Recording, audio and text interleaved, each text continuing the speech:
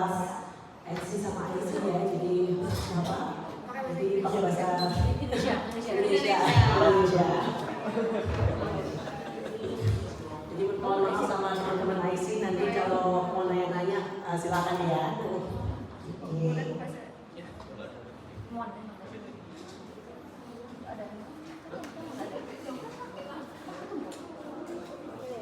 Kita sambil refresh dulu ya, Jadi ada yang pertama kita ngomongin jejas dan kematian sel. Ini kemungkinan besar kalian pasti lebih lancar soalnya sudah MCQ kan kemarin ya.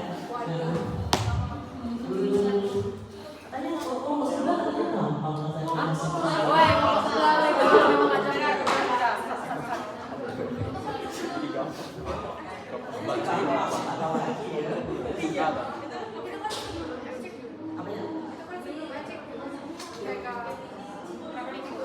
Iya, katanya sih habis ketemu MCQ katanya sih gampang. Ya, itu kan ketemu jual deh.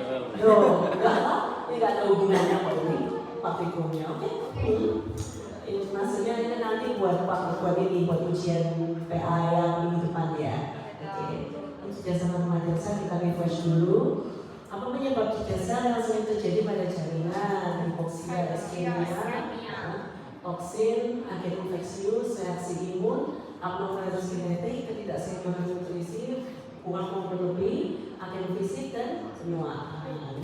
Oke, praktikum pertama yang slide pertama. Di sini cuma ada 8 ini ya, 8 sediaan hari ini. Nah, PPT sudah saya kasih ke PJ Blog, masing-masing, RC maupun IC. Jadi nanti bisa di-download, dipakai untuk baca-baca ya. Ini untuk soal ujian yang minggu depan.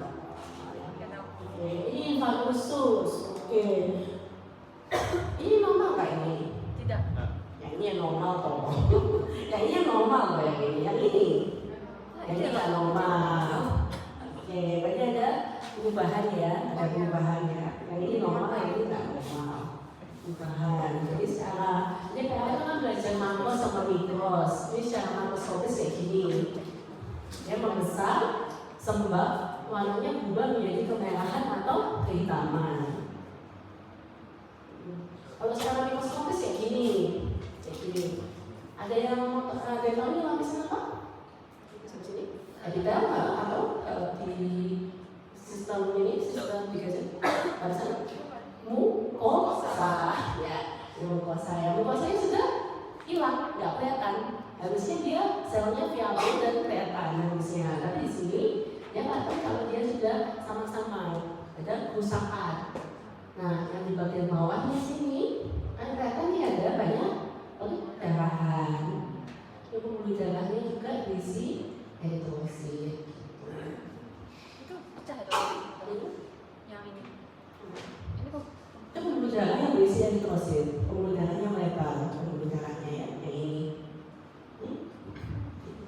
Ini area pendarahan luas ya. Ini juga kelihatan meskipun ini stroma ya, kan kelihatan nih dia warnanya pink-pink ini nih, dia juga mengalami infak juga.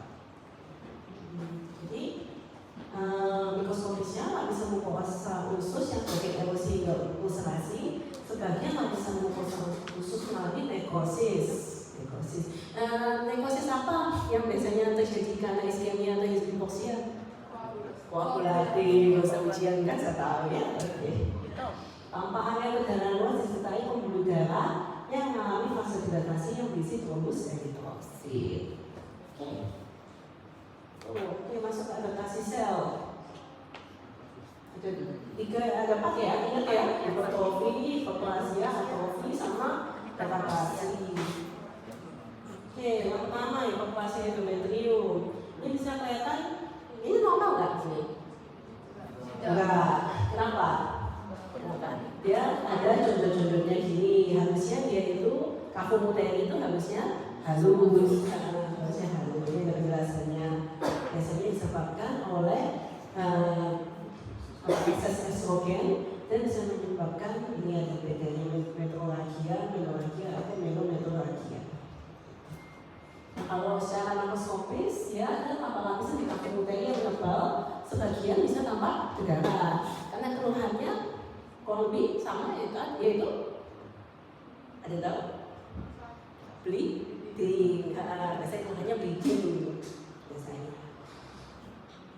Ini gambaran apa mikroskopisnya ya, ini kelenjarnya di sini, yang di antara ini stroma. Bisa kelihatan kalau kelenjarnya ini tambah banyak. Dan kemarin sudah di PPT yang adaptasi sana sudah ada perbandingan yang normal sama yang dipopulasi kan ya. Nah ini kan kelihatan ini banyak ini kelenjarnya. Terus juga stromanya, bagian stromanya pun juga ada mengalami tambah jumlah sel juga, jadi makin padat juga. Tapi cuma dia nggak tahu kelihatan karena jumlah kelenjarnya terlalu banyak. Gitu. Harusnya di sini ada space harusnya. Nah di slides kayaknya nggak sebagus ini, tapi nanti coba cari daerah-daerah yang kira-kira padat kayak gini ya.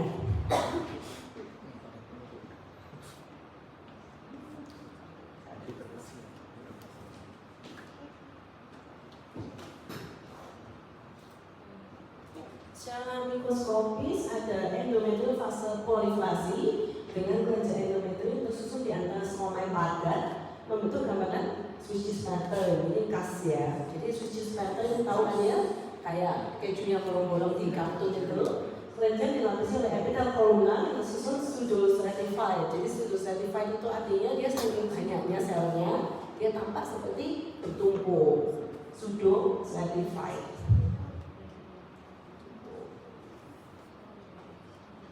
Ini salving tuba.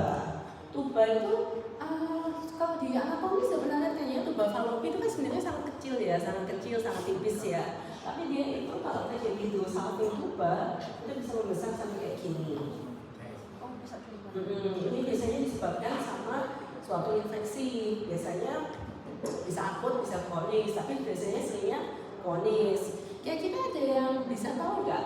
Kayak gini, misalnya pasiennya di salving tuba nih, keluhannya apa kira-kira?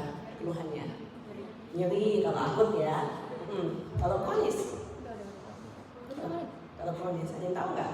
Misalnya pasiennya datang nih waktu sudah 10 tahun menikah gitu, tidak bisa punya anak, betul. Biasanya keluhannya gitu. Karena itu salving tuba ini juga menyebabkan kerusakan juga. Jadi yang ini makroskopisnya biasanya tubanya membesar dengan dinding tuba yang justru menipis. Dan lumen tubanya bisa berisi cairan jernih. Ini gambarannya. Jadi ini namanya kan fili tuba nih, fili tuba. Fili tuba itu harusnya itu kan sama epitel kolumna bersilia. Tapi kadang-kadang karena dia mengalami hidrosalving, apakah dia digencet tuh sama cairan? Apa yang jadi menurut kalian? Jadi atrofi. Jadi dia justru memang mungkin growth-nya dia membesar karena berisi cairan, tapi dindingnya menipis. Kalau dipotong, dinding dalamnya itu bisa kelihatan kalau UG-nya itu menipis juga, gitu mendatar. Nah, kayak gini, ini kan bisa kelihatan nih yang sini kan kayak masih oke ya, masih kolumna gitu. Tapi yang di bawah sini sudah mulai dia lebih bulat, intinya lebih bulat. Kalau bulat kan dia lebih kuboid. Gitu. Nanti di slide lebih bagus malah atrofinya daripada foto ini. Nah ini harusnya dia itu penuh, harusnya dia itu penuh. Ini, tapi kan bisa kelihatan kalau di sini cuma sisa segini gitu. Ini slide jauh lebih bagus kayaknya kita pada foto ini. Secara mikroskopis sama jaringan tuba dengan fili tuba yang atrofi dilapisi oleh epitel kolumna kuboid pada jaringan kita tuba tanpa infiltrasi sel radang. Kali kan kronis ya biasanya, jadi selnya mononuklear ya, isolasi dan proses sepasang. Konsultasi. Jadi selfie itu ada 2 bagian, apa aja? Ada tahu? Endo sama ekto.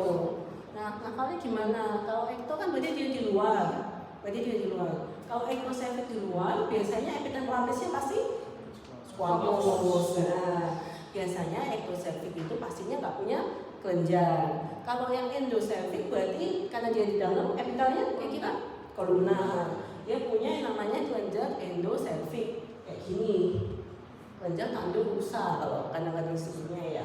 Jadi kelihatan kalau misalnya dia itu di endosefik, harusnya kan epitelnya kan kolunar nih harusnya kan.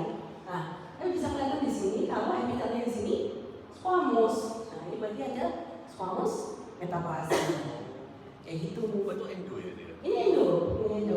Kita tahu ini endo karena ada kelenjar endosefik gitu. Karena ada kelenjar endosefik ini juga ya. Itu kalau yang mengalami metaplasia ya, Pak? yang ini squamous-nya. Itu kan endo ya? Enggak, jadi kan kita tahu dia posisinya di endo karena dia ada kelenjar endosefik. Harusnya epitelnya kan kolunar harusnya, tapi dia berubah jadi begini. Gitu. Kata-katanya squamous metaplasia. Kemarin Dr. Harman sudah jelasin sama kelompok sebelumnya kalau kata-kata squamous metaplasia berarti artinya berubah menjadi squamous gitu. Jadi secara mikroskopisnya gini, tampak jaringan serviks yang dilapisi oleh epitel squamous. Pada stroma tampak kelenjar endoservix yang dilapisi oleh epitel kolunar. Bukan nyambung tuh, Kenapa kalau kelenjar endoservixnya kan dilapisi oleh epitel kolunar, tapi kenapa kok ada epitel squamous di situ? Kan nggak cocok ya. Kalau kelenjarnya ya pasti dilapisi epitel kolunar gitu. Coba dicari nanti di slide yang mana kira-kira. Oke, kita masuk inflamasi akut. Oke, ini akan disitis akut ya. Ini sudah kelihatan ya. Kalau di sini ya harusnya dia kecil, harusnya tapi dia membesar sekali gini, membesar sekali. Apa disitis akut? Jadi namanya disitis akut. Biasanya kemungkinan besar disebabkan sama adanya inflamasi yang mungkin disebabkan oleh bakteri. Gejalanya karena akut biasanya jadi ini makroskopis seperti ini. Jangan akan di segmen besar tampak sembah berwarna sembah itu artinya kayak edem gitu ya, edem ya. Berwarna kemerah atau hitam. Pada iris dapat berisi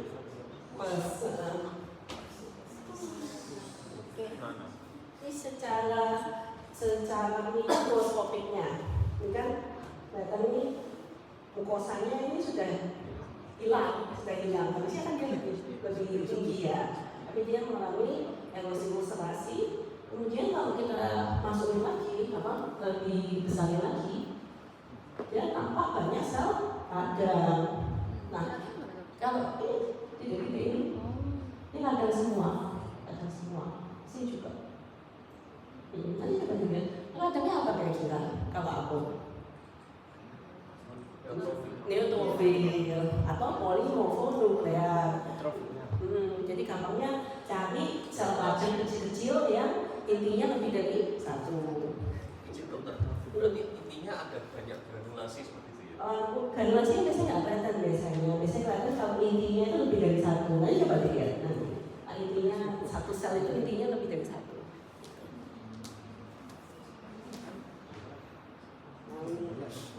Banyak ya, karena dia radang, yaitu inflamasi akut, jadi dia ada banyak infiltrasi padat gini ya. Jadi jangan sampai ini sel mukosa yang erosi hingga ulcerasi.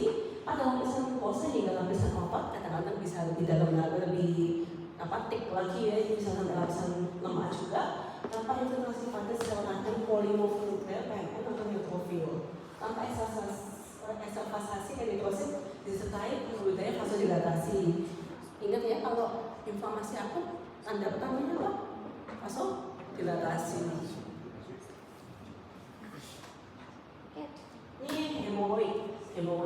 Jadi hemoroid itu bahasa Indonesianya, ada yang tahu bahasa Indonesianya? Ambeien wasir. Oke. Ada dua hemoroid itu, ada eksternal sama internal. Kalau eksternal itu biasanya bisa teraba biasanya. Kalau internal biasanya tergantung grade-nya. Ada yang grade-nya itu rendah, jadi dia nggak terasa apa-apa. Ada yang grade-nya tinggi, dia bisa diraba, keluar. Sebenarnya hemoroid itu apa sih sebenarnya hemoroid? Ada yang tahu? Pembuluh darah yang pembesaran vena yang ada di anus itu. Jadi seperti varises itu. Jadi secara makroskopis ini potongan jaringan dengan bentukan halus atau kasar tergantung ya kalian nemunya di mana. Biasanya sembab dan berwarna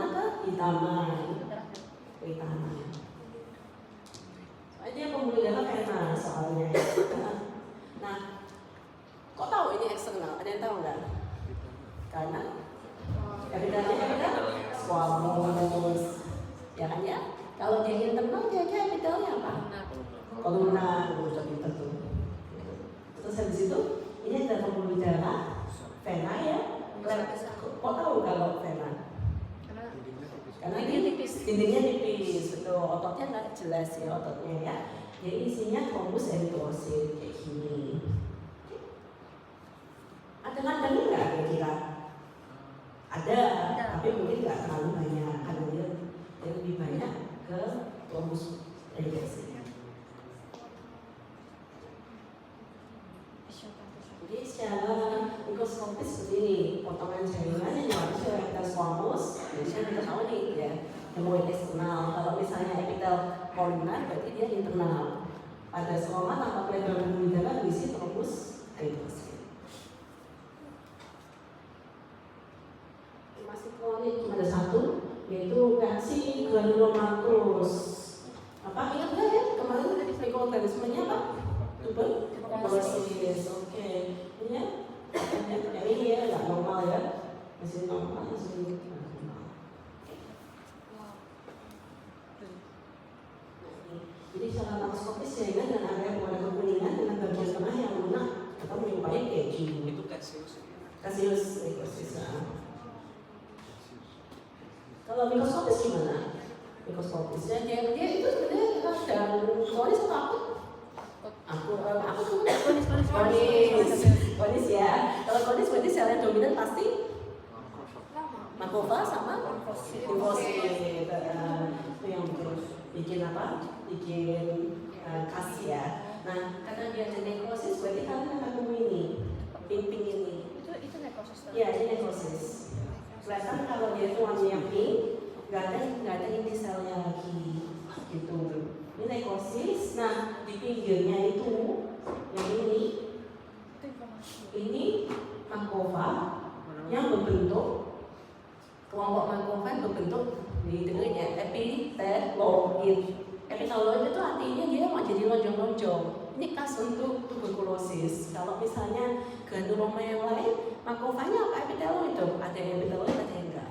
Kalau yang tapal kuda itu apa ya? Nah, tapal kuda ini, question. Jadi ini, dan ya ini ya, ini kan, ini namanya granuloma. Granuloma itu berarti artinya kelompok sel makrofa berbentuk epiteloid. Nah, terus ini ada sel-sel ini di sini. Ini namanya giant cell. Ini namanya giant cell, multinucleated giant cell. Jadi dia itu sebenarnya sel makrofa yang berkumpul jadi satu. Nah, dia jadi multinucleated giant cell. Oke. Terus yang kalau di tuberkulosis nama khasnya adalah Datia langhans. Atau kalau bahasa Inggrisnya Langhans giant cell. Kalau di ya. Yang giant cell sama Datia langsung sama itu? Kalau sama cuma Datia langhans itu khusus untuk TB. Tuberkulosis. Berarti granuloma itu pokoknya Kalau enggak, granuloma itu sel kelompok sel histosis berbentuk epiteloid. Makrofa histosis sama. Yang epiteloid itu yang kayak papa kuda itu atau yang bulat-bulat biasa itu? Bukan yang ini. Coba nanti tak zoom, coba sih. Bentar dong, kalau misalnya granuloma itu kumpulan sama epiteloid, kalau yang giant cell Itu adalah multinucleated giant cell. Jadi sebenarnya dia itu makrofa, tapi yang berbeda satu itulah pokoknya. Pokoknya dia makrofa juga, cuma namanya dia itu multinucleated giant cell. Nah, untuk TB nama khasnya itu adalah sel Datia langhans yang berbentuk tapal kuda. ini giant cell khusus ini. Yes. Itu nekrosis. Ini tengahnya apa sudah tahu ya? Necrosis. Oke, ini apa berarti? Tadi Epiteloid. epiteloid yang namanya granuloma. Yang ini berarti giant cell-nya ya. Kalau kelihatan jelas itu tapal kuda, itu namanya Datia langhans. Yang lain-lain, apakah Datia langhans itu bisa nggak tapal kuda? Bisa-bisa aja. Kalau pas potongannya pas gitu, jadi kadang-kadang dia nggak tentu kayak tapal kuda juga. Jadi jaringan dengan nekrosis luas, saya bilang jaringan kenapa? Saya belum tentu dibangun. Punyanya kita bukan dibangun soalnya. Punyanya kita terdapat dari kelenjar getah bening. Nanti coba lihat aja nanti. Dengan nekrosis luas pada bagian tepinya tampak sel histiosit berbentuk epiteloid membentuk gambaran granuloma dengan tampak sebaran sel dendriat panas. Yang akhir tisu liver. Tisu itu ada satu slide itu namanya jaringan granulasi. Jadi kalau kalian habis misalnya ngalami luka, terus penyembuhan biasanya kok kayak gini jadinya.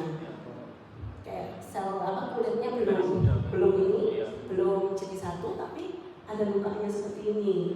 Nah, itu jaringan granulasi. Solusinya gimana? Jangan kulit tidak minta berwarna pink atau kemerahan dengan dasar yang bersih dan permukaan yang halus. Biasanya juga bahkan mengkilap. Biasanya. Oh ya, soal sih ada dong. Kalau keloid itu warna putih. Keloid putih sama biasanya lebih dari batasnya. Kalau ini kan nggak lebih dari batasnya gitu. Nah ini kalau jaringan granulasi itu punya 3 komponen ya. Yang pertama itu pembuluh darah. Kemudian ada sel fibroblast yang spindle ini yang panjang-panjang ini. Namanya fibroblast. Sama ada sedikit sel radang yang apa namanya? Akut. Kronik. Soalnya biasanya penyembuhan luka yang lama biasanya. Oke. Fibroblast sama apa? Fibroblast, pembuluh darah sama sel radang kronik. Fibroblast itu yang merah-merah itu pembuluh darah. merah pembuluh darah. Kalau seradar, kronisnya? Ya, nggak kelihatan di sini kebetulan, nggak terlalu banyak soalnya. Cara mikroskopis, jaringan dengan polifasi sel fibroblast, pembuluh darah polisikleritosis serta integrasi dengan sel radang mononuklear limfosit dan sel plasma. Sampai sini ada terangkan. Sampai selesai. Tinggal yang ini aja, mikroskopnya ya.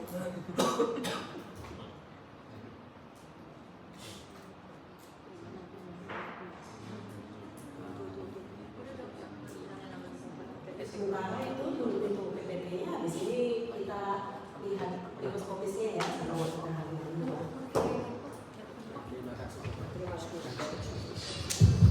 Jadi kalian kan masih semester 3 ya. Jadi gambaran yang ada itu benar-benar bisa kalian logika. Kalian logika apa yang dulu sudah diterapkan oleh dokter. Jadi itu sekarang gambarnya PA seperti apa? Ya.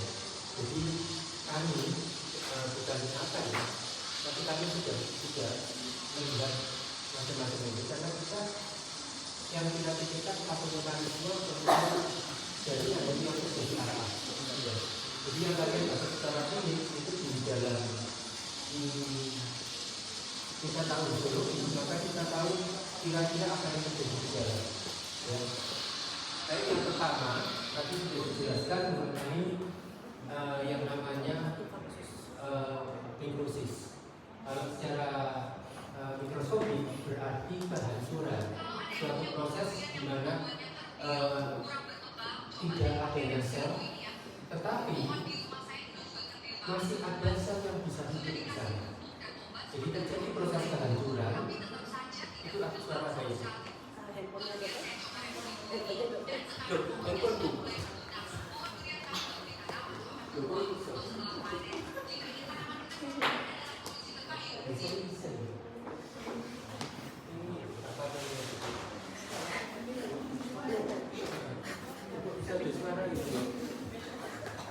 Jadi kalian sudah belajar nekrosis adalah suatu peristiwa kehancuran, sesuatu hal yang menjadi gosok, sesuatu hal yang hancur.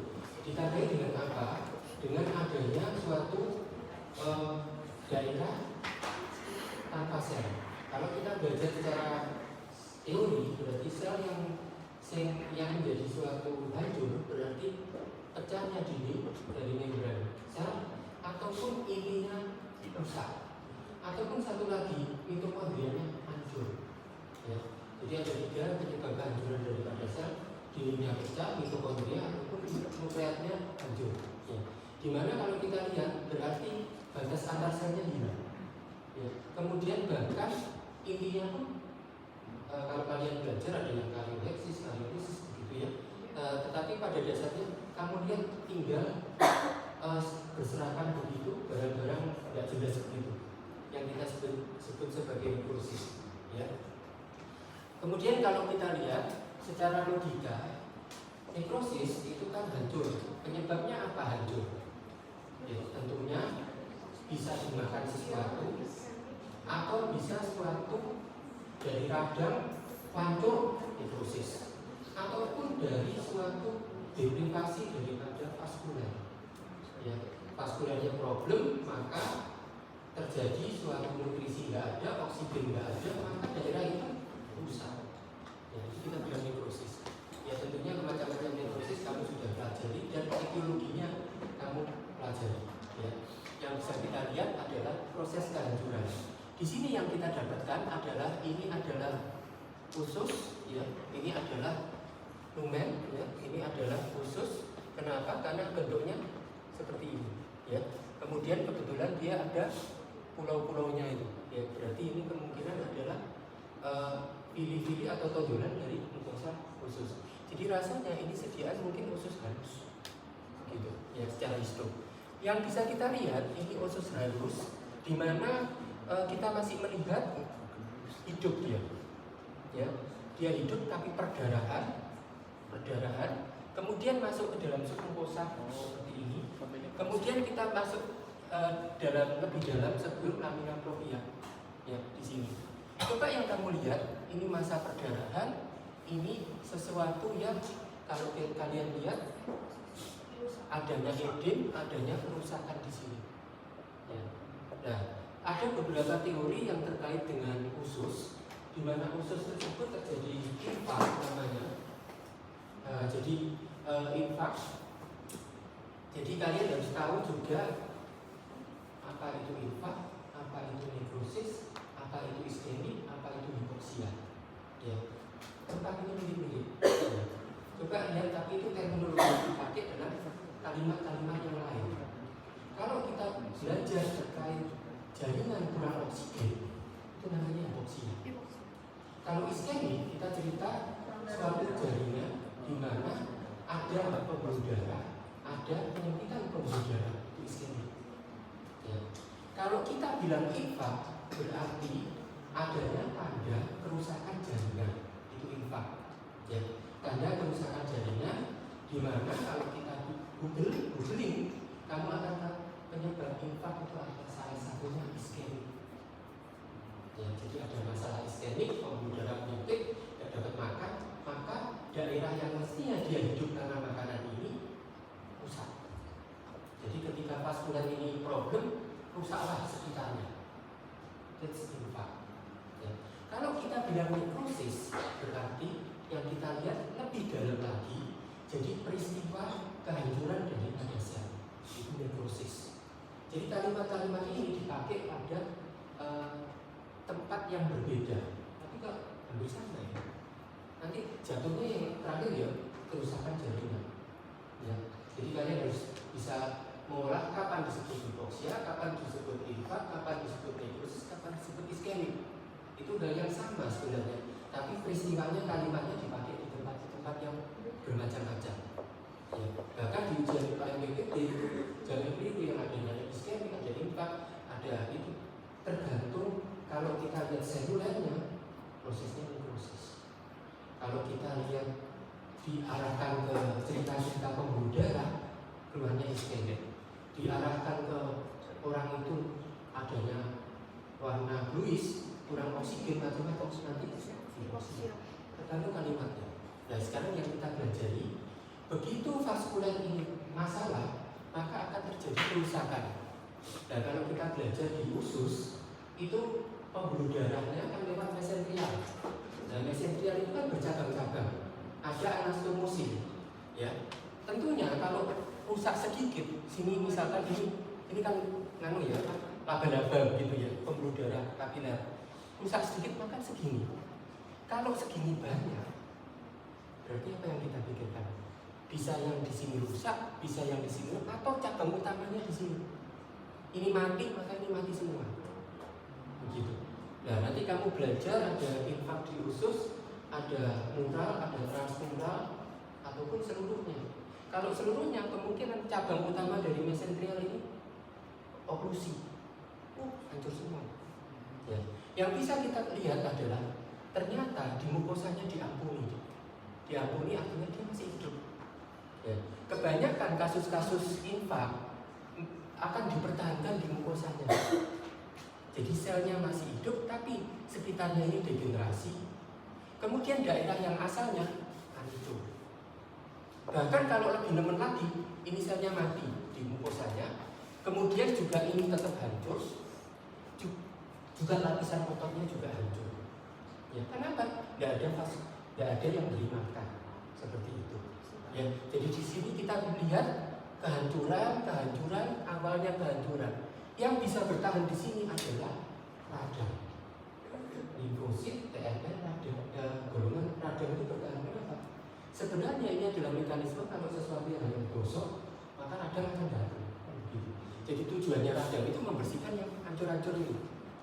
Dan nanti mekanisme radang akut, radang kronik, mekanisme nantinya ke jaringan granulasi diawali dengan radang-radang yang datang ke tempat gosok seperti itu. Ada yang bilang ketika proses hipoksia macam-macam, radangnya masih ada, dia datang, ya seperti itu. Ya.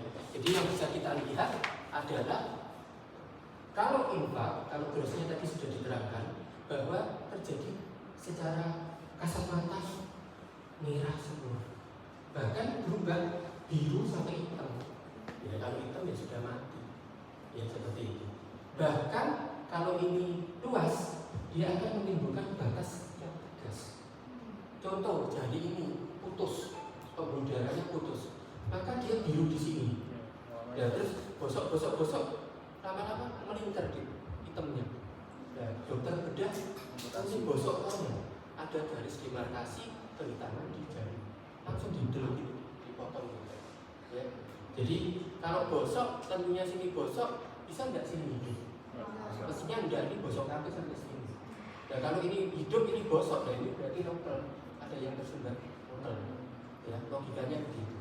Nah karena itu dokter bedah berani melakukan amputasi karena dia kelihatan demarkasinya. Hitam ini. Oh ini seperti ini. Del, potong. Karena kalau tidak ya membusuk secara fatal, tapi ya jadi infeksi. Harus diselamatkan di del gitu. Ya. Jadi kalau kita lihat gambaran infak kayak begini, bisa kita pilihkan sisanya adalah radang dan kehancuran.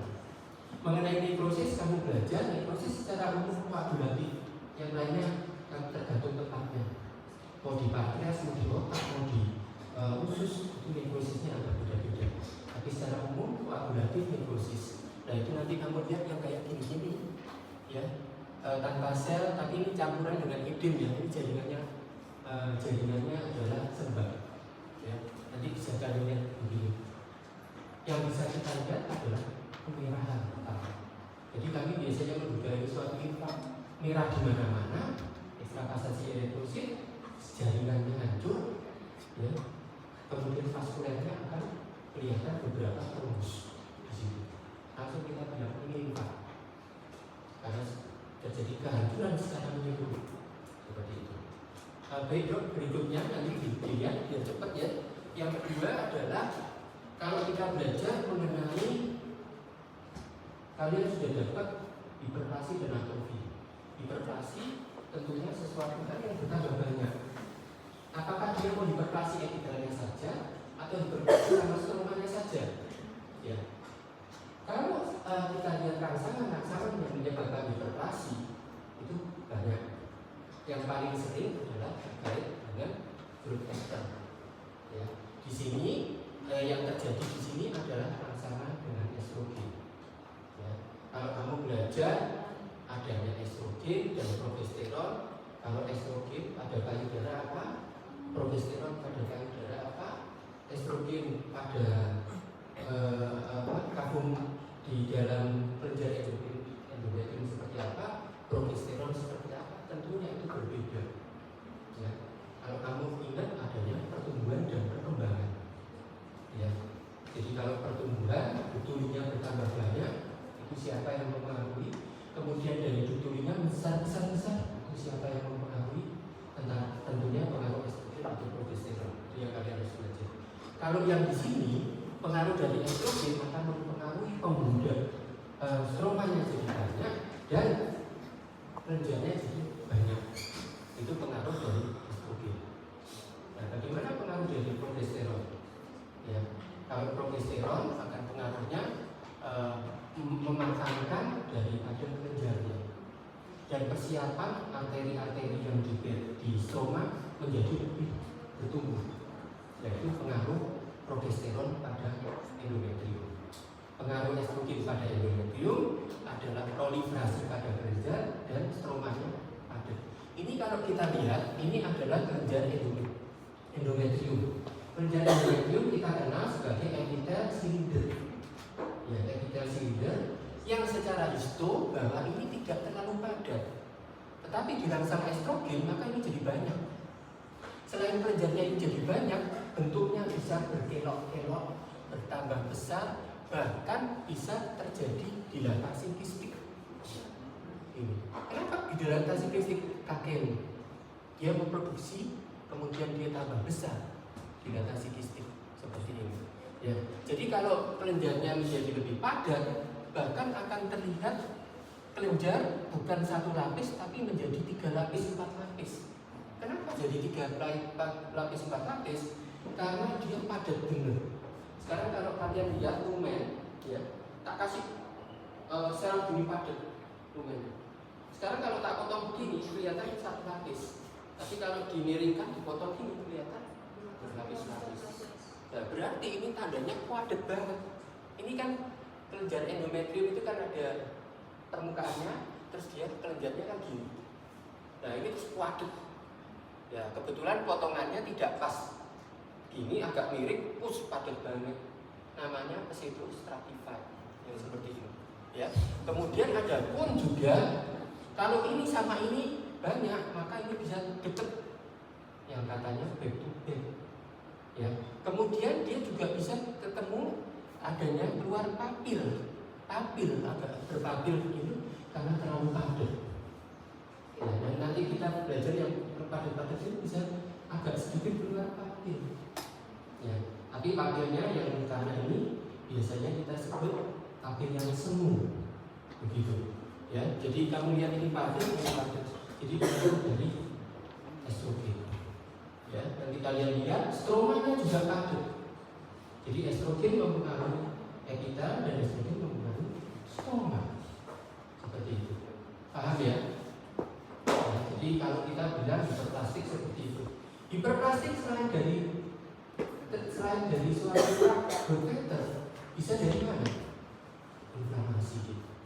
Inflamasi itu akan menyebabkan dia untuk menjaga supaya tidak hancur, maka dia berusaha banyak supaya apa? Dari luar tidak masuk. Ya itu hal yang wajar. Jadi kalau kalian memang hiperplasi karena hormonal, bisa juga karena inflamasi. Tetapi inflamasi yang nemen, hiperplastik dia rusak, dia hancur.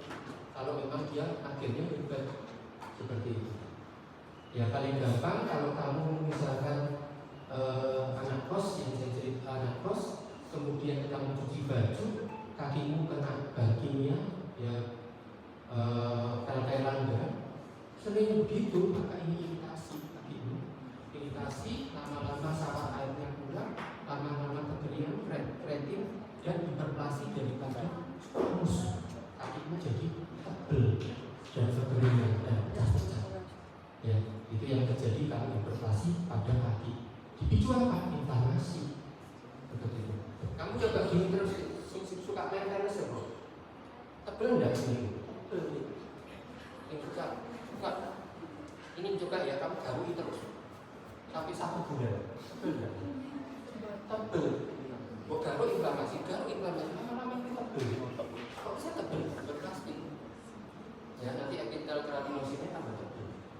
Kalau mau bukti, silakan dibuktikan. Saya sudah membuktikan. Ya. Jadi kalau main tenis apa tambah tebal. Ya. Oke, berikut mengenai hiperplasia tadi ya, paling tidak tebal tadi itu membandingkan kamu harus lihat histonya. Nggak lihat histo nggak tahu. Ya. Ini tebal nggak tahu bukan histonya kamu nggak tahu. Jadi harus ada pembandingnya. Tidak ada pembandingnya tidak bisa tahu. Gitu ya. Jadi kamu lihat histonya dulu terus lihat ini. Berikutnya, ayo dok. Kalau kita belajar atrofi, berarti berkurangnya ukuran daripada sel secara seluler. Ya, atrofi itu berkurang. Berarti katakanlah, misalkan dirimu Edward ya, Edward, memang coba. Katakanlah Edward itu sekarang seperti ini. 10 tahun itu, Edward kamu kok jadi cilik, kok jadi krempeng. Berarti dia atrofi. Betul nggak?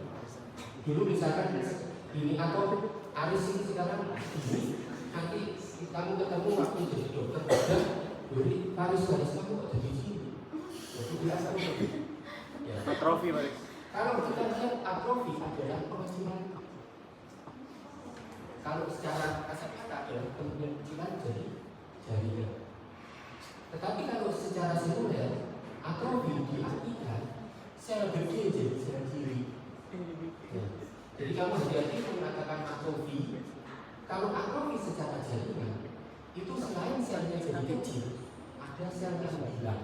Kalau secara jaringan, ada sel yang mati, sehingga selnya jarang-jarang dan epitelnya jadi tipis.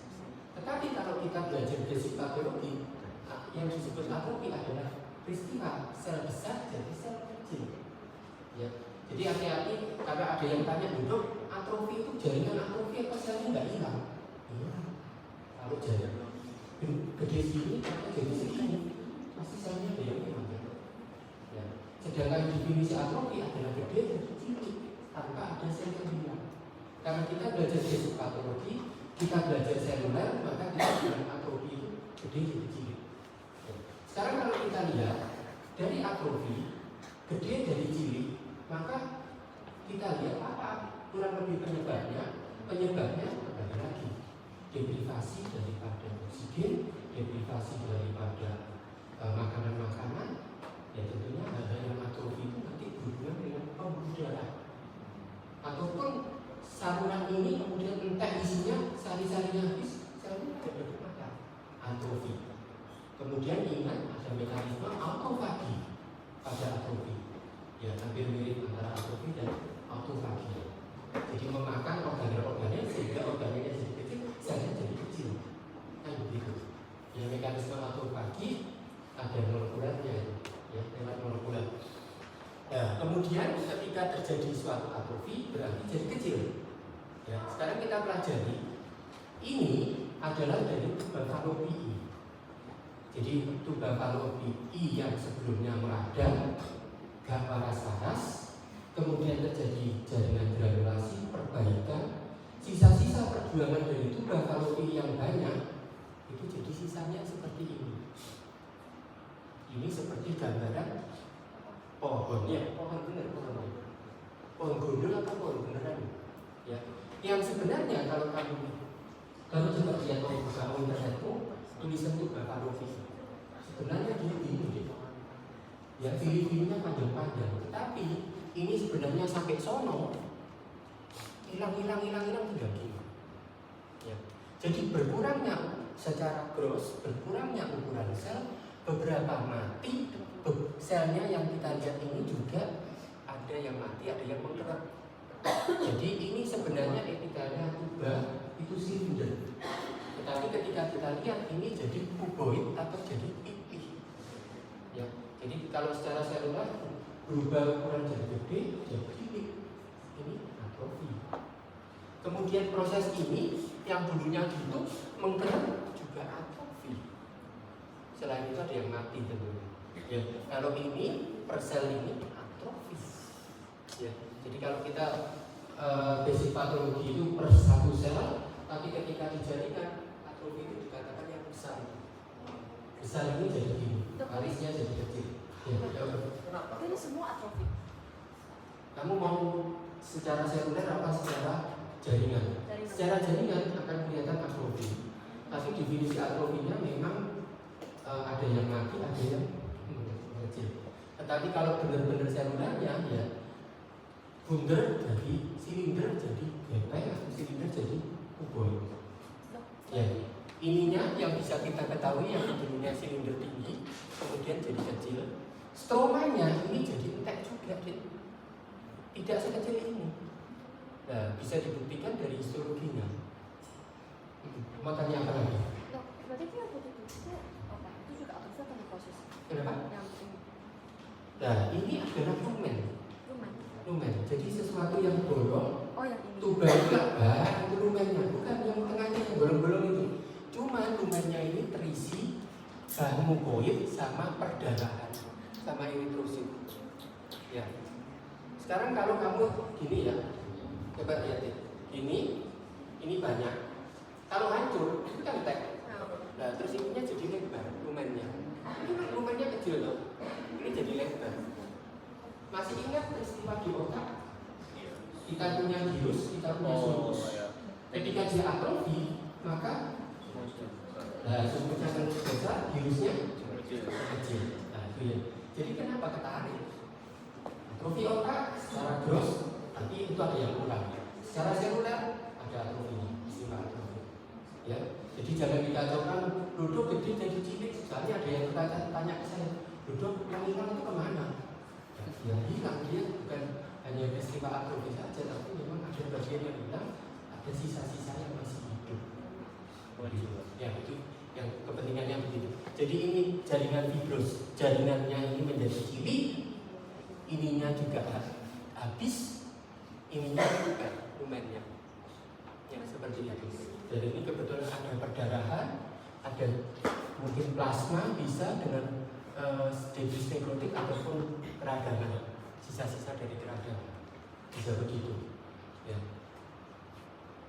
Nah, kalau kita lihat ini sebenarnya adalah otot polos dengan edem. Kemudian kalau kamu mau lebih teliti, otot sirkulernya ini nanti bisa lebih tebal pada bafalopi karena peradangan dia menjadi agak tebal. Bahkan kalau fibrosis menjadi tidak teratur, gitu. Jadi kalau kamu lebih dari itu, jadi kamu ingin melihat proses ini radang, bagaimana mau ketahanan diri, otot polosnya jadi lebih tebal, fibroblas jadi proliferasi. Itu kalau kita lihat di luar konteks atrofi. Ya, tapi ini bukan konteks atrofinya ini, ya, begitu. Ada yang mau tanya belakang? Atrofi itu seperti itu. Baik, dok, berikutnya.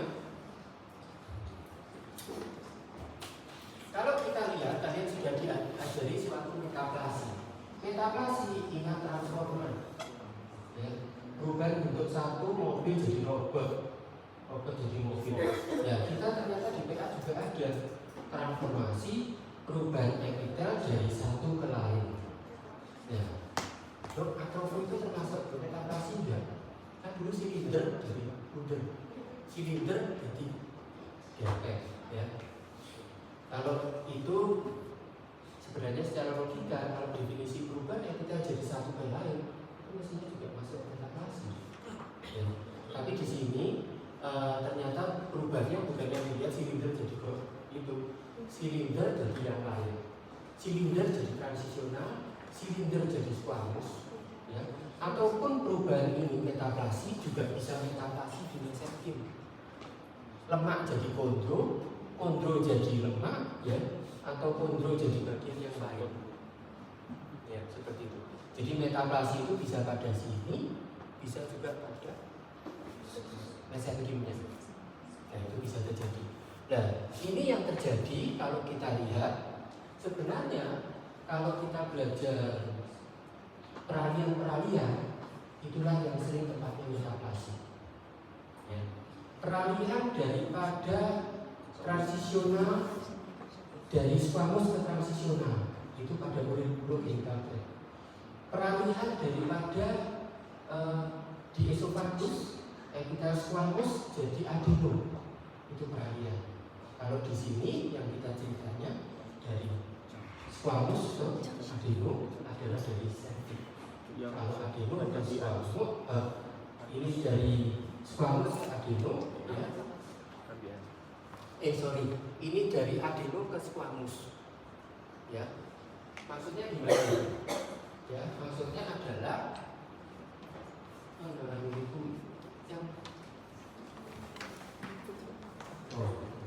jadi sudah tentunya kamu sudah dijelaskan, cuma ini diulangi lagi.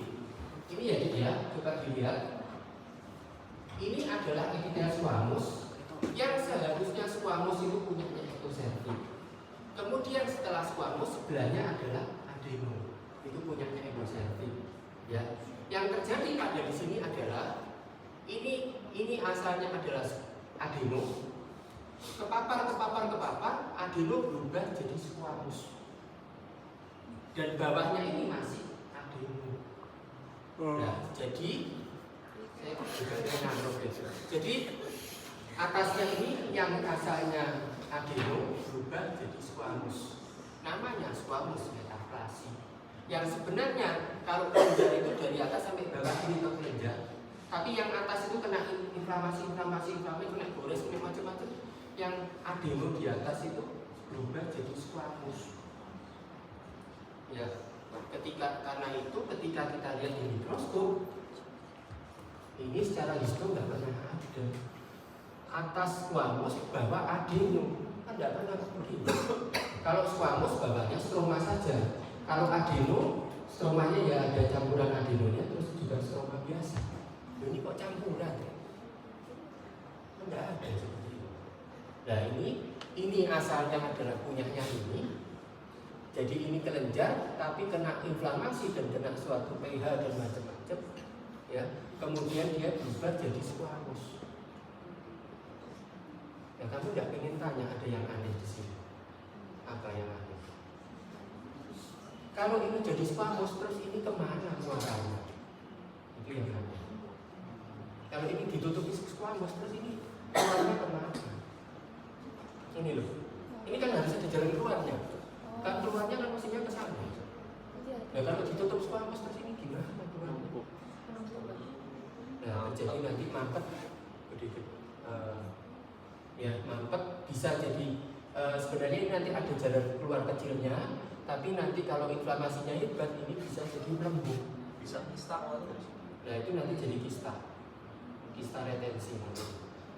Ya, jadi tentunya ini jadi squamous, tapi tentunya ini squamous nanti masih ada lubangnya di ini. Tapi lubang-lubang kecil itu lama-lama kena inflamasi lagi buntet jadi gede. Seperti itu. Jadi dilatasi kistik punya kelenjar ini. Karena itu nanti kita pulang namanya kista nabotia. Tapi kamu belajar di rektor. Sementara ini kamu belajar yang perubahan yang mestinya kelenjar jadi squamous. Ini tetap ada, nanti ada bolong-bolongnya sedikit. Ya tapi cilik. Ya begitu. Jadi squamous metaplasia adalah suatu peristiwa adaptasi karena suatu proses yang terus-terusan sehingga dia berubah. Cuman perlu kita ingatkan ke kalian, perubahan epitel satu menjadi lain itu beresiko dia berubah. Jadi misalkan Edward itu jadi Paris, kan nggak bingung kan? Ya, jadi Edward ini 10 tahun jadi Paris dan rupanya Paris. Ganti ras. Bingung nggak? Saya juga bingung kok bisa. Berarti Edward ini ada perubahan genetik kemudian jadi Paris. Jadi rupanya Paris, padahal dia Edward. Nah, peristiwa seperti ini yang ditakuti nantinya jadi ganas. Karena dia berubah materi genetiknya secara genetik dia lain.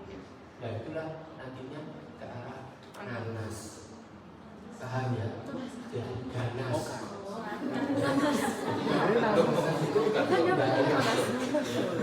Oke, squamous metaplasia. Kemudian dok lanjut ya. Jadi semua ini ada ceritanya. Jadi kalau kalian ada ceritanya kamu ngerti ya istilahnya gampang. Kemudian peristiwa radang gambaran. Kalau kalian ingat, mekanismenya adalah vaskuler dilatasi, permeabilitas meningkat, adanya interstisial bleeding, adanya mediator yang menyebabkan kemotasis sehingga dia masuk ke dalam, sehingga terjadi keramaian.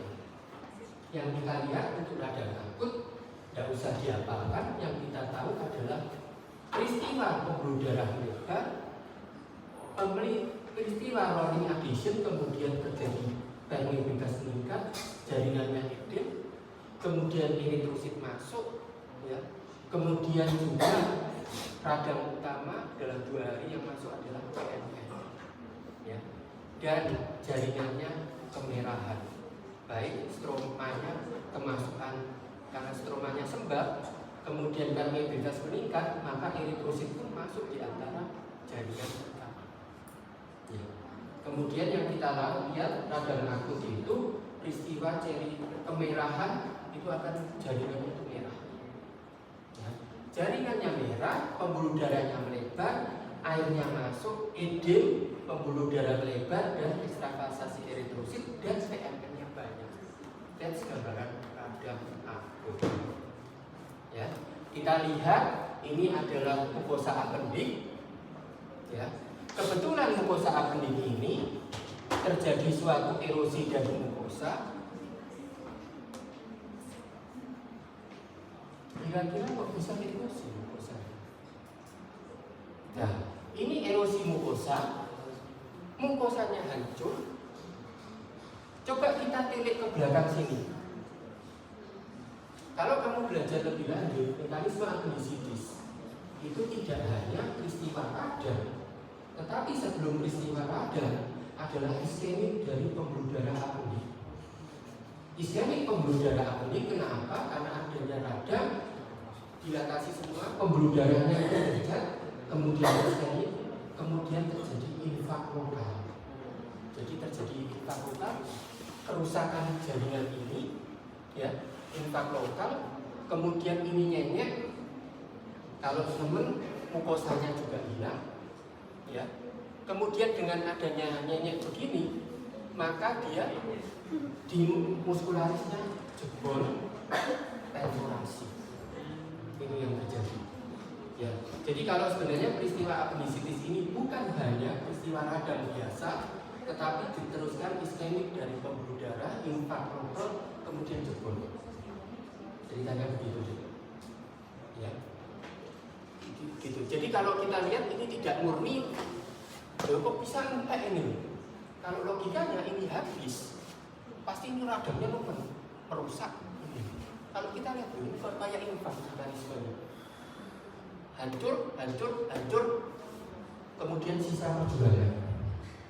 Begitu. Ini ada sisa perjuangan, epitel daripada mukosa kolon, sisa perjuangan, mungkin hiperplastik karena radang, ya. Kemudian yang kita lihat adalah peristiwa kemerahannya, ya. Kalau kita lihat ekstravasasi ini edem, ini ekstravasasi eritrosit, kamu cari di sini ada dilatasi pembuluh darah, ya. Jadi peristiwa ini tinggal lihat ini PMN dominan atau tidak. Kalau PMN dominan ini adalah radang akut, ya. Tapi ciri radang akut itu bukan hanya PMN saja, pembuluh darah melebar, stroma edematus, kemudian ekstravasasi eritrosit, dan PMN. Jadi 4 itu tidak usah dihafal, ini kelihatan tapi ini sudah campuran. PMN itu selimnya. Kenapa? Apa tuh Pak? PMN Polimorfonuklear itu dari sumsum tulang golongan yang pertama kali awal keluar. Ya, jadi kalau kita bicara mengenai mieloid itu ada eritrosit, leukosit, sama trombosit sel muda. Dan leukosit nanti dipecah. Ada yang pertama kali keluar berhenti banyak, namanya PMN. Kemudian setelah 48 jam dia produksi mononuklear lebih banyak. Nah, mononuklear itu ada beberapa seri dari mononuklear. Kalau yang polimorfo cuma dia yang PMN, ya, yang pertama kali, ya. Jadi yang bisa kita lihat kemerahan, tapi memang merah itu ada dua, merah karena infak atau merah karena radang. Ya, di sini karena kamu tadi sudah tak cerita mengenai infak, ini juga ada suatu kehancuran yang mau sudah kemungkinan ini jebol. Jadi muskularisnya sudah degenerasi, jebol. Ya, jadi peristiwa kehancuran daripada apa nih?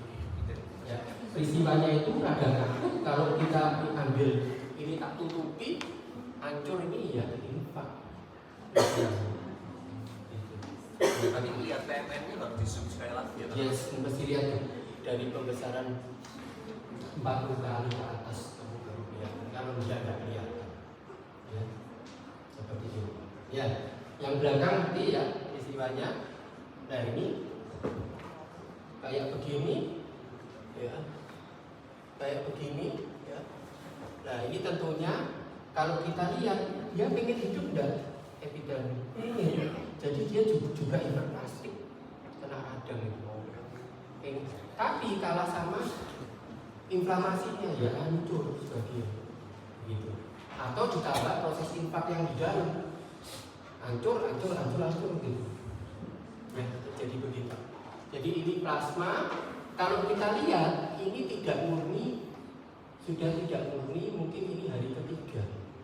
Karena kita lihat monositnya juga keluar. Sel-sel monosit.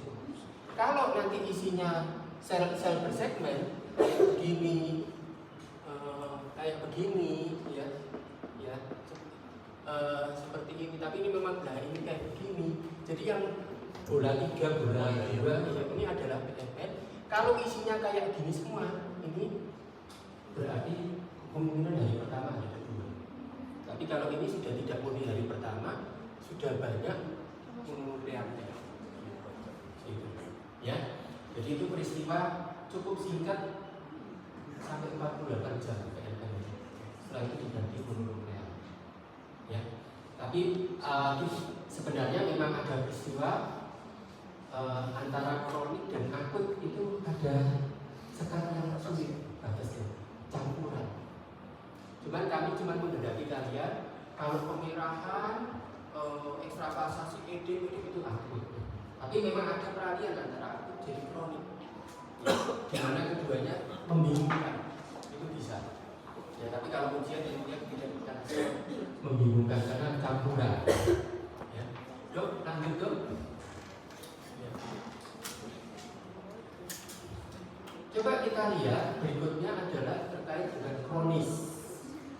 Kita punya radang akut bisa menjadi kronik. Ya. Apakah kronik bisa jadi akut? Tidak. Akut jadi kronik. Akut jadi kronik bisa. Katakanlah ini.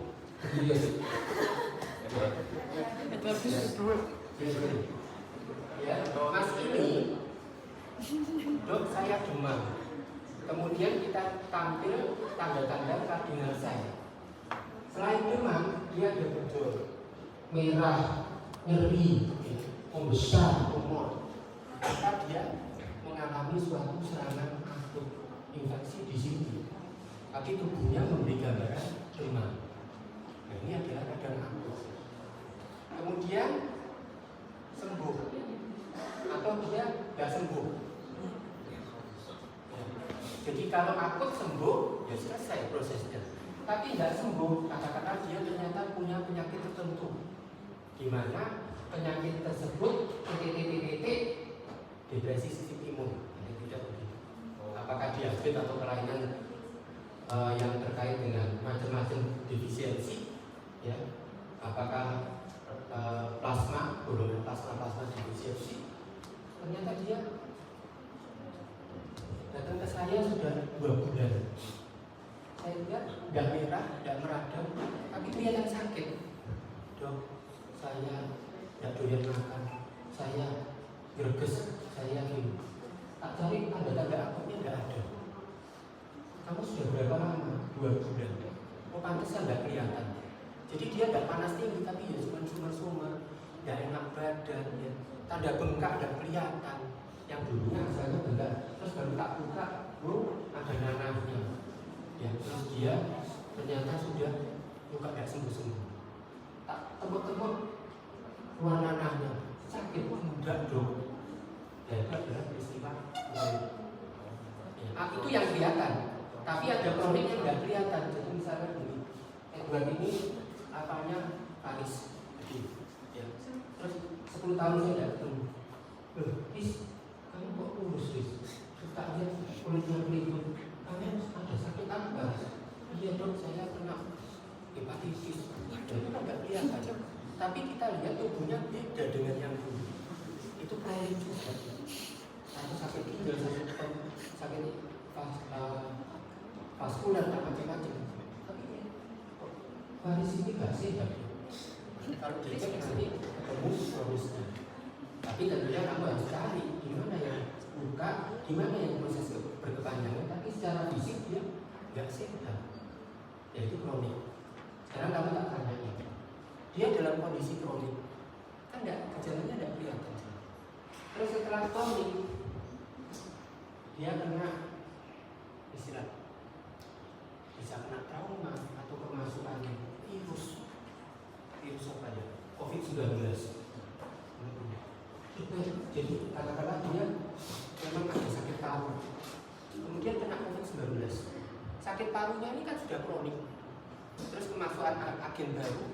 Maka yang kita lihat, kalau ini di PA, ini ada kroniknya, ada akutnya.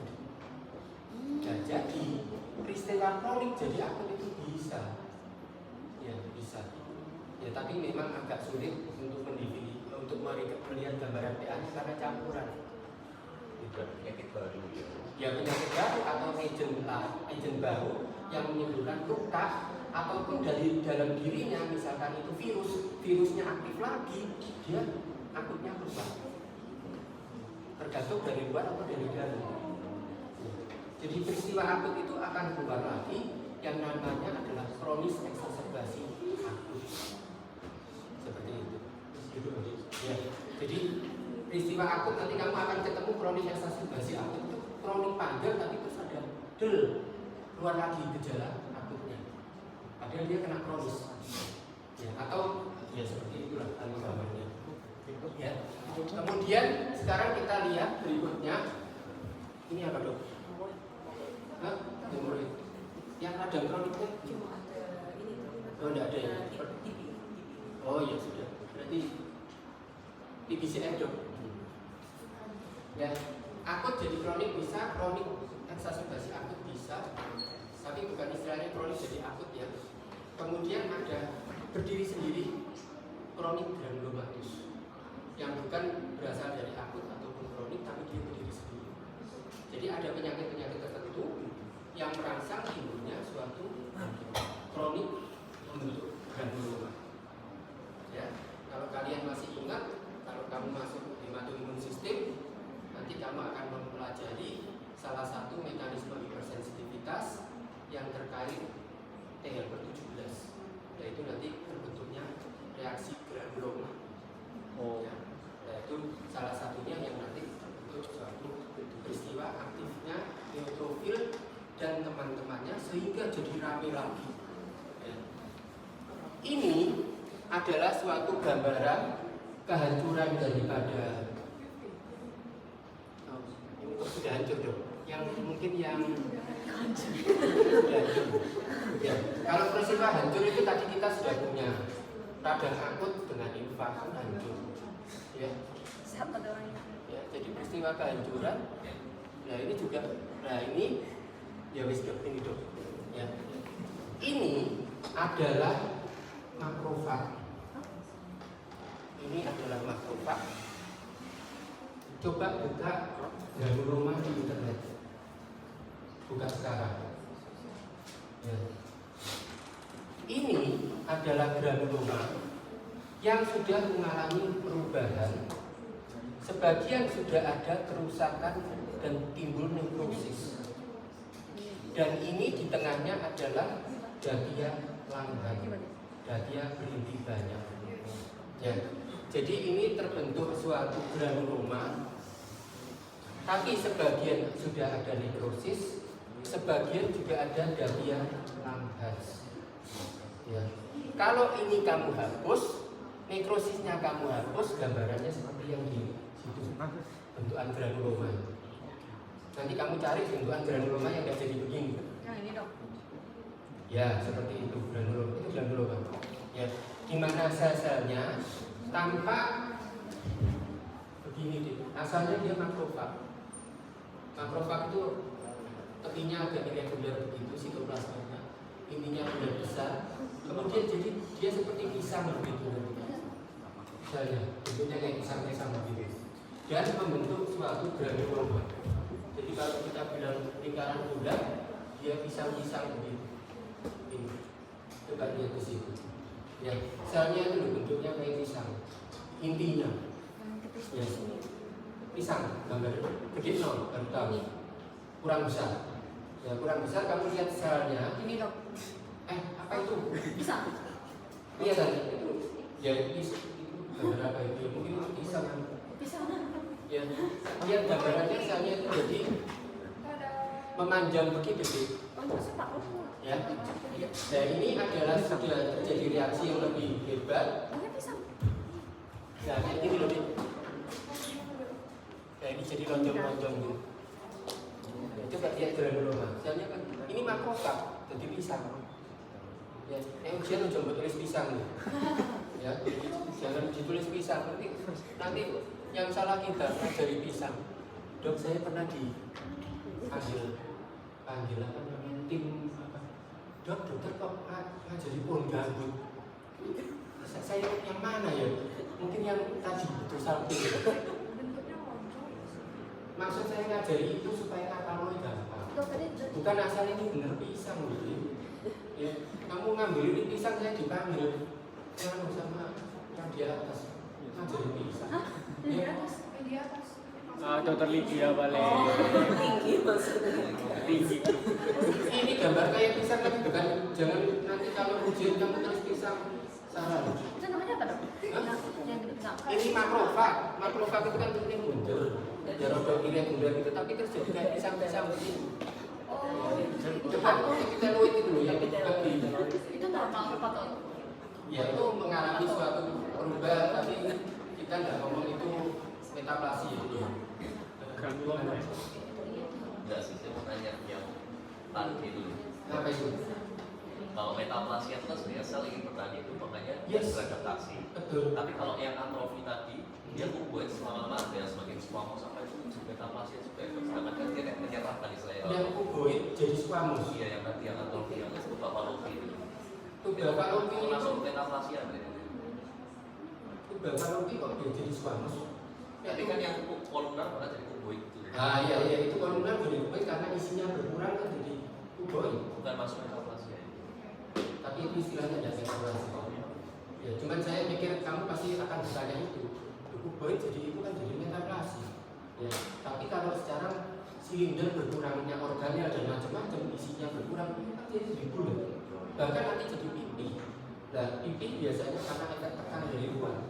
Ya, kalau hidrosalping itu akan lumayan isinya cairan, kemudian selnya jadi bukan loh, jadi pisang kan intinya. Ya, asalnya dari bulat jadi pisang begitu. Ya, seperti itu. Ya, itu dalam mengartikan memang atrofi paling gampang ya, jadi cilik gitu. Ya, selain beratnya bertambah kurang. Ya. Jadi akan tampak gambaran ini yang tadi sel dantia langgan. Ini ternyata selnya satu loh dek. Heran deh. Jadi itu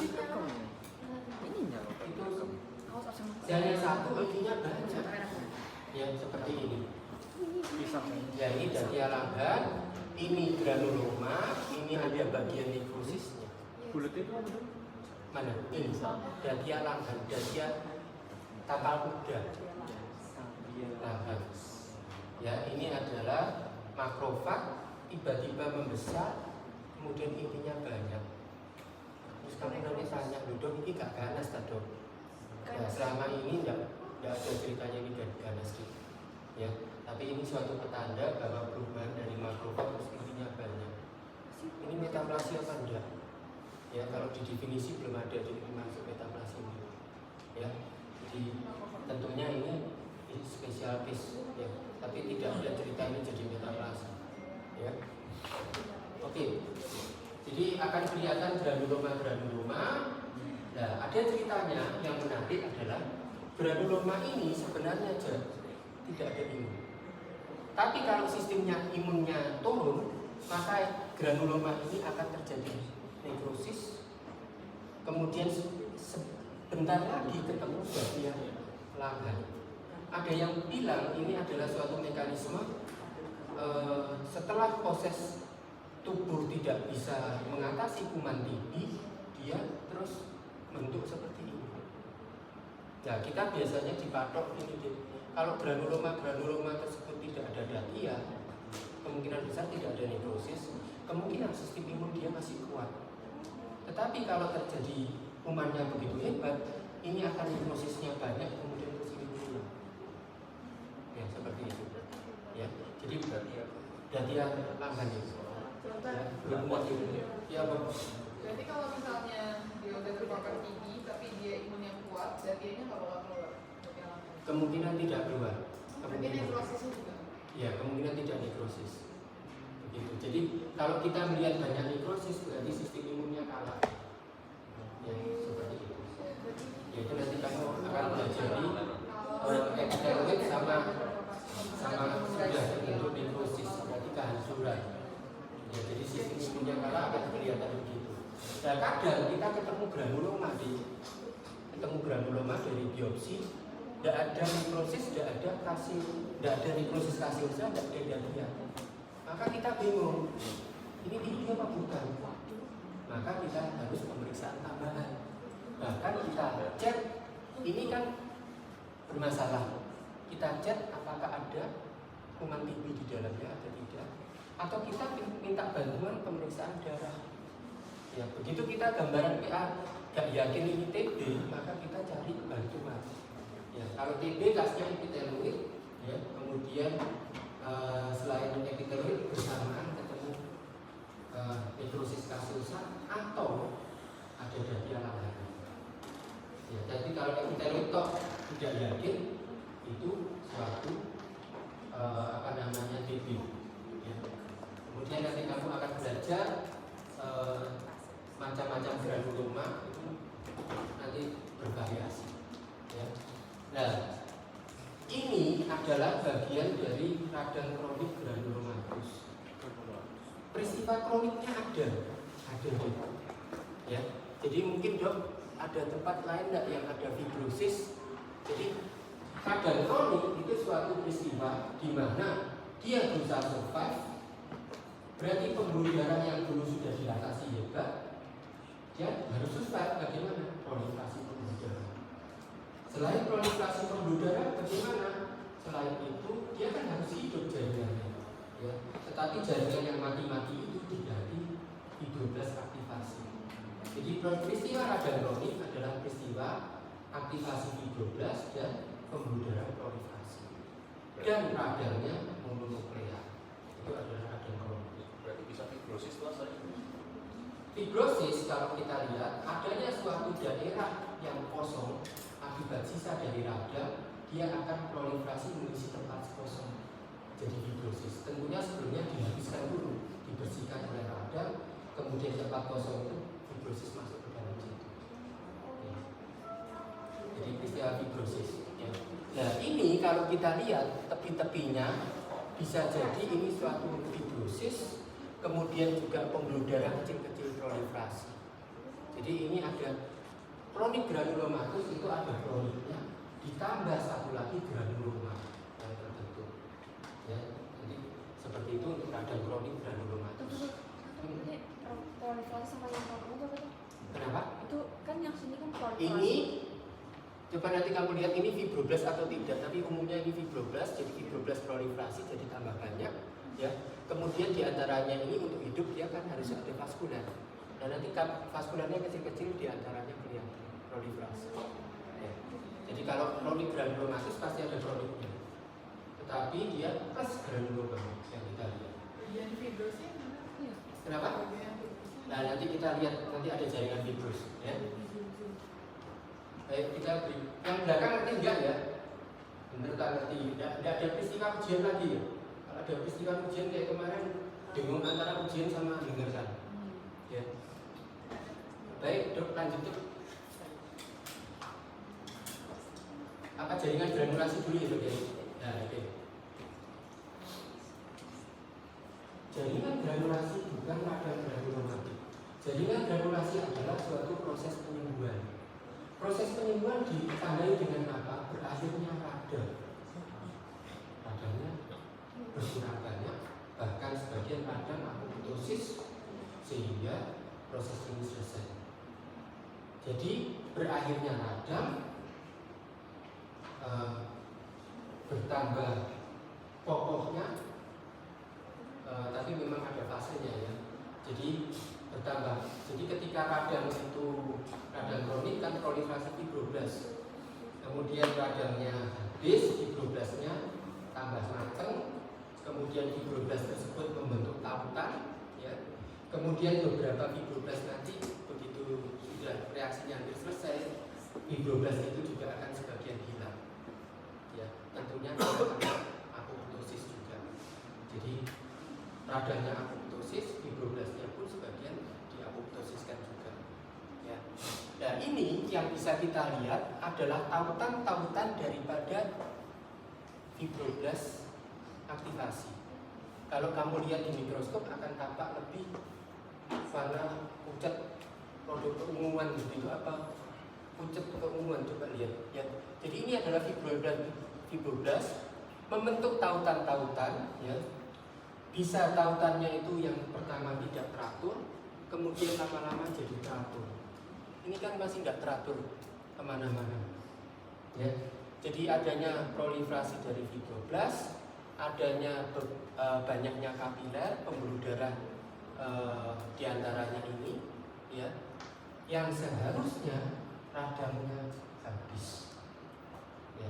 Tapi di preparatmu ini agak aneh. Kalau kamu telusuri nanti radang PMN-nya banyak di preparatmu. Artinya ini sebenarnya jaringan granulasi tahunya gimana? Karena dominannya itu fibroblast. Fibroblast dominan, pembuluh darah kapiler banyak, tapi radangnya kok ya banyak. Jadi sebenarnya preparat ini harusnya dia, kalau kita bentuk kropeng ya, kropeng di mana epitelnya ada buka lecet kemudian sudah mengering ya. Nah, tentunya tikus yang ini ya, ini bukan tikus manusia ya. Dari manusia.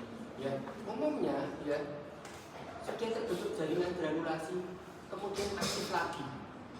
Aktif lagi kenapa? Karena kegaruk, ya, ada reaksi lagi. Sehingga di sini kamu lihat ada beberapa radang aktif dan banyak PMN yang seharusnya tidak ada. Kalau kamu mau gampang coba lihat di internet jaringan granulasi. Ya, radangnya sedikit, dominasi fibroblast, beberapa kapiler kecil-kecil banyak. Ya, jadi sepertinya radang kronik tidak ada radangnya menurut. Jadi proliferasi pembuluh darah dan fibroblast, tapi radangnya habis. Ya, itu adalah gambaran mirip-mirip jaringan granulasi. Ya, dan mestinya jaringan granulasi itu tampak tenang. Tapi kalau jaringan granulasi reaktivasi, tentunya dia radangnya jadi banyak. Ya. Tapi yang bisa kamu lihat jaras-jarasnya ini banyak banget. Ya, banyak jarasnya. Ini fibroblast yang kebetulan tautannya belum bagus. Ya, masih ada bengkak-bengkaknya begini. Ya, kalau nanti bagus dia betul-betul menyatu. Ini ya, bos yang mana? Ya, itu nanti lihat di mikroskop persis itu. Ya, seperti itu. Dan itu persis di buku Robin seperti itu. Ya, bahkan yang punya dokter tadi dicat masontrikum, jadi warnanya jadi biru. Ya, yang fibroblast tadi di PowerPoint itu. Ya, ini adalah jaringan fibroblast. Jangan heran ini reaktivasi lagi karena banyak PMN-nya. Ya. Baik, berikutnya dok, yang terakhir terkait hemoroid. Hemoroid adalah sebenarnya adalah suatu peristiwa kongesti. Ya. Jadi ada sesuatu pembuluh darah vena tidak bisa lancar terus dia stuck di situ. terus melembung. Nah, kemudian ketika melembung bisa jadi masalah. Ya. Jadi ini adalah gambar, ini adalah epitel anus, ya, epitel squamous, ini jaringan ikat fibrous, ini ada dilatasi vena. Isinya apa? Karena dia pembuluh darah vena, isinya ya eritrosit. Tapi karena dia menundung, membesar, ya, eritrositnya banyak, bahkan mengalami pemadatan. Yang ini kita bilangnya adalah organisasi pemadatan. Kalau ini eritrosit saja. Kalau nanti jadi keemasan, itu kita bilang ini suatu trombus. Ya, trombus. Jadi ini bekuan pembuluh darah, bekuan darah di dalam pembuluh darah vena. Tahunya ini vena adalah tampak berkelok, di mana tunika medianya tipis. Ya. Tunika intima medianya tipis sehingga dia lebih berkelok. Kalau arteri yang tunika medianya tebal sehingga dia sirkular. Ada yang bisa kita ambil hikmahnya dari sini. Kalau ada suatu pembuluh darah vena mengalami kongesti, kemungkinan secara klinik mungkin ada benjol, ada nyeri, ya, secara klinik begitu. Dan ada yang menarik di situ karena pembuluh darah vena itu berkelok, ya, kemungkinan dia tidak sampai infark. Karena dia pembuluh darah walaupun dia mengalami turbulensi dan terhambat, dia masih bisa lewat sekitarnya karena dia pembuluh darahnya tidak rigid, lebih longgar. Ya. Jadi kalau kita cerita mengenai kasus oklusi itu ada arteri, ada vena. Ya. Oklusi pada arteri fatal, oklusi pada vena kemungkinan masih hidup dan mungkin tidak sampai infark. Kalau oklusi arteri biasanya infark. Itu tambahan nanti kami belajar ketika masuk ke kardiovaskular. Ya, kebetulan ini ada oklusi pada vena, terbentuknya trombus dan mengalami pemadatan yang namanya organisasi seperti ini. Nah, ini tentunya pembuluh darah vena di sini itu kan ya ada cabang-cabangnya, tentunya nanti akan kelihatan beberapa daerah lain yang melebar, ya, seperti itu.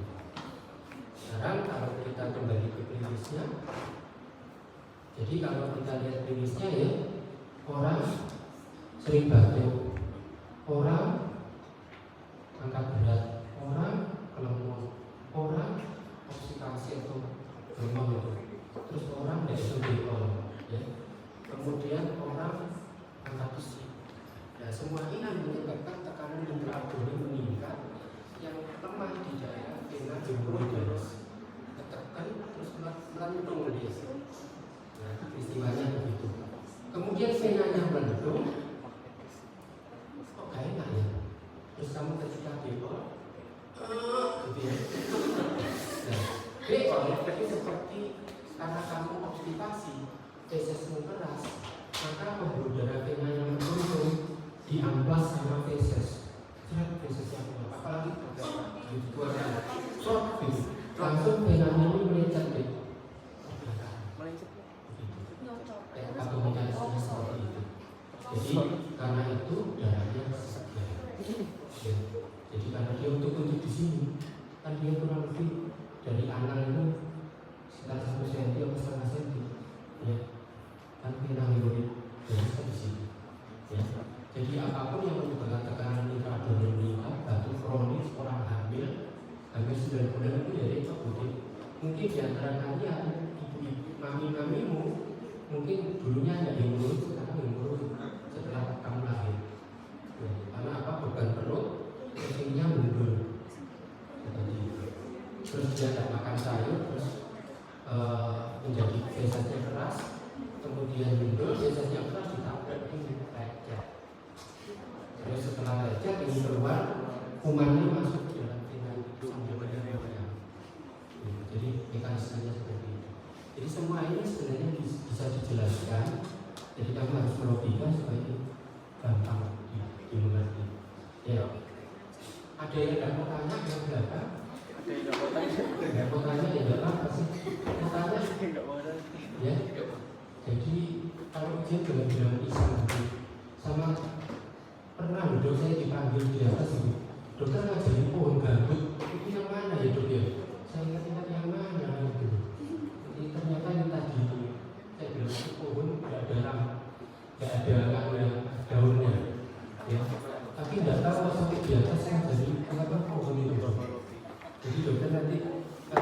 buat seperti saya itu bisa dipanggil gitu.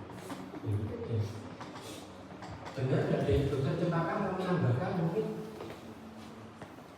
baik kita praktikum, prinsip praktikum dari segini banyak preparat harus bisa menebak dan harus bisa mencari satu-satu. Kalau memang berhasil berarti kamu praktikumnya sukses. Kalau tidak berhasil ya gagal praktikum. Ya, karena ini nanti kedua ujian praktikum. Ya,